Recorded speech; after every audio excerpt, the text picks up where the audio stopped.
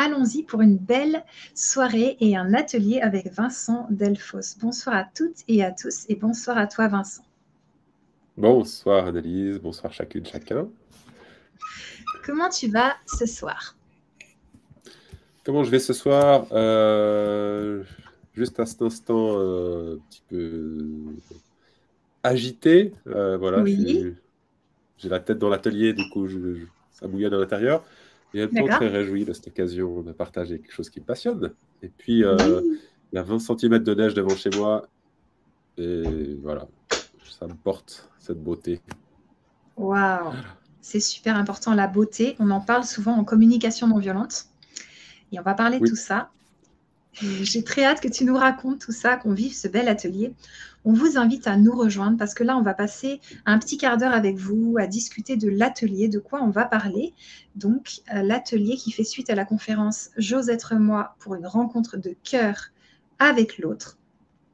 Aujourd'hui, on va parler de l'atelier Je m'affirme, j'écoute et j'apprends à faire une demande. Alors, avant que tu nous plonges là-dedans, est-ce que Vincent, tu peux nous parler de ce que tu fais, tes formateurs en communication non violente oui. et quoi Oui, d'autre? voilà, c'est avec cette casquette-là essentiellement que je suis là ce soir. Donc, celle de la transmission, du partage de cet outil, cette philosophie de vie qu'est la communication non violente. Donc, oui, ça, c'est des choses qui occupent beaucoup de mon temps et de mon cœur. Et puis, je dirais qu'il y a deux autres axes qui occupent ma vie. Entre autres, hein, c'est celle d'accompagner les collectifs autour des questions de gouvernance, d'intelligence collective. Euh, voilà. Les hasards de la vie, il faut que je travaille beaucoup avec des coopératives d'habitation. Et puis, un un troisième axe de mon travail, c'est celui d'accompagnateur de randonnée. Du coup, je fais beaucoup de choses dehors, pas toujours sous forme de randonnée, mais il y a beaucoup de mes formations en communication non violente qui ont lieu au plein air. Ok, Ou, donc voilà, en gros, ce que je fais, euh, en tout cas en c'est termes génial. professionnels. Super, je suis super contente de t'inviter ce soir. Moi, j'accompagne des personnes hypersensibles et je suis passionnée de communication non violente. Et c'est pour ça qu'on va pouvoir se plonger dans tout ça. Alors déjà, je ne sais pas s'il y a des personnes qui connaissent la communication non violente. Déjà, on a Carrie qui vient d'arriver. Bonsoir Carrie. On va voir un petit peu s'ils connaissent la communication non violente. Et j'aimerais déjà que tu nous expliques déjà le thème de la conférence qu'on a fait. Pourquoi Oui, c'est important d'être authentique et vrai des fois dans cette société où on dit ne te montre pas vulnérable, ne dis pas ce que tu penses. Et pourtant, la communication non violente, ça veut dire vraiment j'ouvre mon cœur et je me montre comme je suis. Est-ce que tu peux nous oui, parler un petit peu de ça? oui. Je crois que j'ai aussi envie d'accueillir tous les endroits où on se dit ah là je vais pas me montrer vulnérable parce que je suis pas en sécurité. Oui, Donc c'est pas je mets mon cœur à nu en toutes circonstances. Mais je crois que c'est nous soutenir, la CNV, la communication non violente, nous soutient à pouvoir se rencontrer d'humain à humain, malgré nos différences, malgré nos craintes de se rencontrer parfois. Et au-delà des habitudes, il y a plein d'habitudes, hein, des coutumes, des cultures, d'éducation, voilà, certaines quantités de couches successives euh, au travers des générations et dans notre propre existence, qui font que c'est pas toujours simple. Il y a plein de fois, heureusement, où c'est simple. Et encore hier soir, j'étais avec une équipe dans une crèche, des gens qui s'occupent ouais. de très jeunes enfants, et pour un début de formation sur plusieurs rencontres.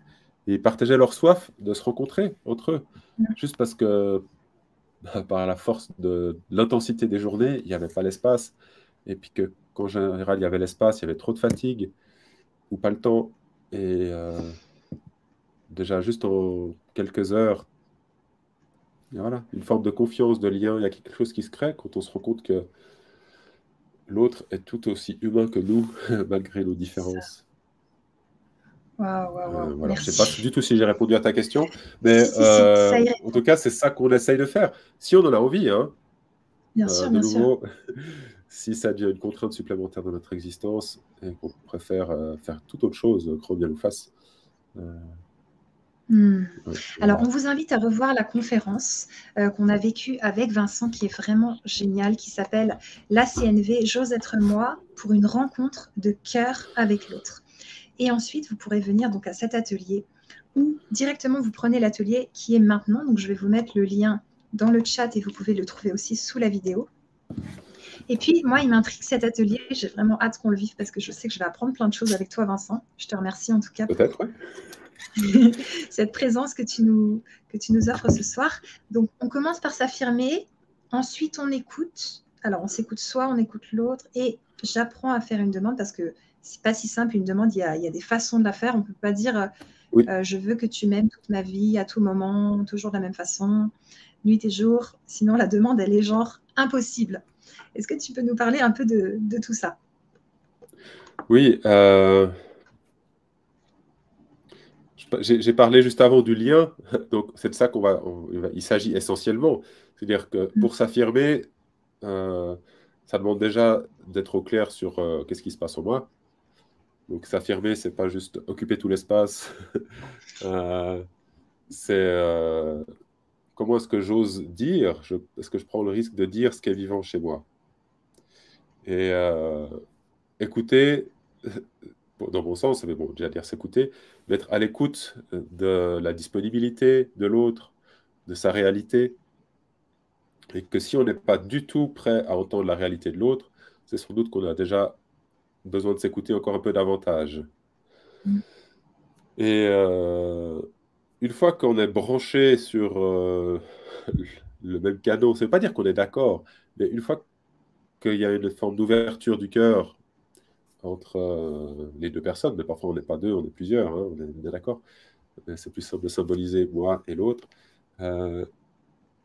Comment est-ce qu'on peut passer à l'action? Et du coup, passer à l'action, c'est là qu'on va apprendre à faire des demandes. Et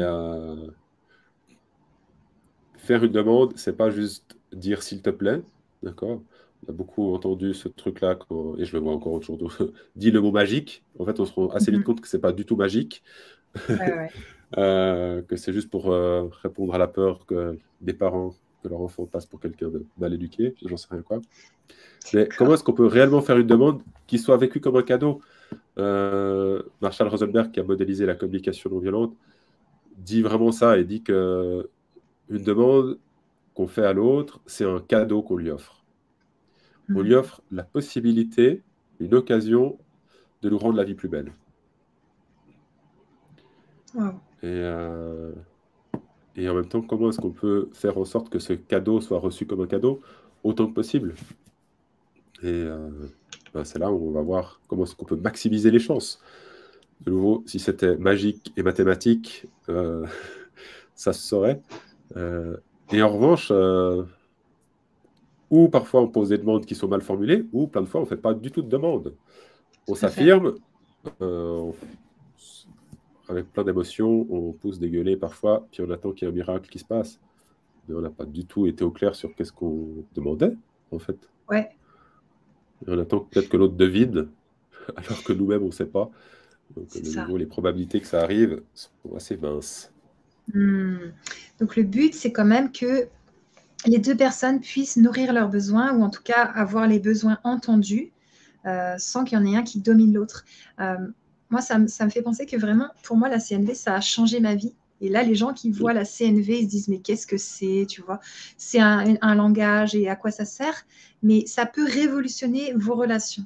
Et c'est là où vraiment je vois le pouvoir de la CNV dans ça. C'est-à-dire que c'est pas que une nouvelle façon de parler ou quoi. C'est quelque chose à l'intérieur de son cerveau qui permet beaucoup d'amour de soi, d'arriver à se rejoindre, se dire ah mais en fait j'ai vraiment besoin de soutien là.